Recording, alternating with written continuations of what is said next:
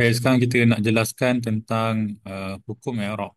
Jadi hukum i'rab ni sebagaimana yang telah kita maklumkan, i'rab itu maksudnya perubahan. Jadi hukum i'rab ni cerita tentang bentuk-bentuk perubahan.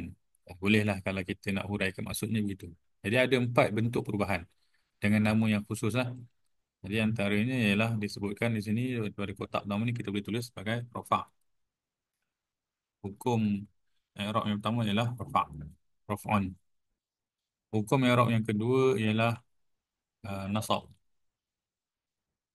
Hukum i'rab yang ketiga ialah jar. Kalau setengah buku ditulis sebagai khafad.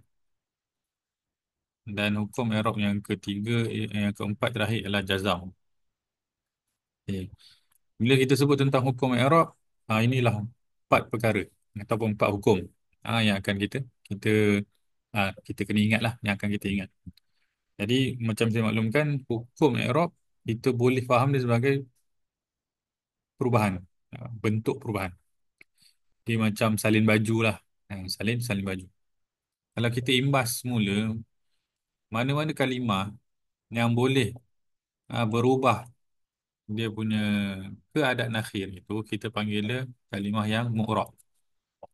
Jadi kalimah mu'rab ni kita boleh maksudkan, kita boleh gambarkan sebagai uh, yang perkataan yang berubah keadaan. Atau kalau kita nak buat perumpamaan, boleh kita artikan seperti seseorang yang menyalin baju. Yang menyalin baju. Jadi dia akan salin baju tu 4 tema, 4 bentuk. Jadi kalimah mu'rab ni dia boleh salin baju pada 4 bentuk. Bentuk begitulah. Rafa', nasab, jar, jazam. Okay. Ah, jadi kita tak cerita tentang kalimah mu'rab sebab kita dah cerita sebelum ni. Kita nak cerita hukum i'rab. Jadi setiap hukum i'rab ni, mana-mana kalimah yang mu'rab itu, kalau dia pakai hukum rafa' atau dia pakai baju rafa', kita menyebut kalimah itu sebagai kalimah yang marfu'. Ah, jadi kalau kalimah marfu' ni maksudnya kalimah tu dia sedang memakai hukum i'rab atau keadaan i'rab, keadaan rafa'. Atau kita buat gambaran dia sedang memakai baju rafa'. Okey. Kalau kalimah mu'rab itu terkena hukum nasab, kita panggil kalimah itu mansub. Kalau dia pakai hukum jar, kita panggil kalimah itu majrur. Majrur atau setengah buku tadi makhfud. Okey. Atau kalau dia pakai hukum jazam atau dalam keadaan jazam, kita panggil dia perkataan yang majzum. Jadi maksudnya hukum dia itulah.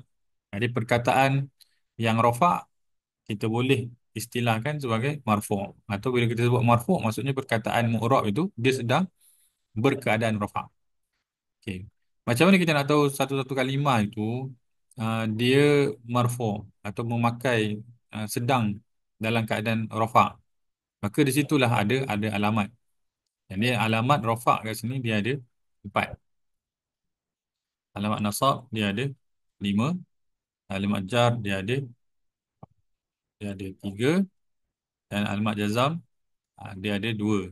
Ataupun setengah buku membahagikan kepada 3. Tengoklah pada satu-satu dia punya huraian dia. Ah, jadi ini secara ringkas mengenai peta pembahagian hukum i'rab yang akan kita detailkan pada video yang seterusnya.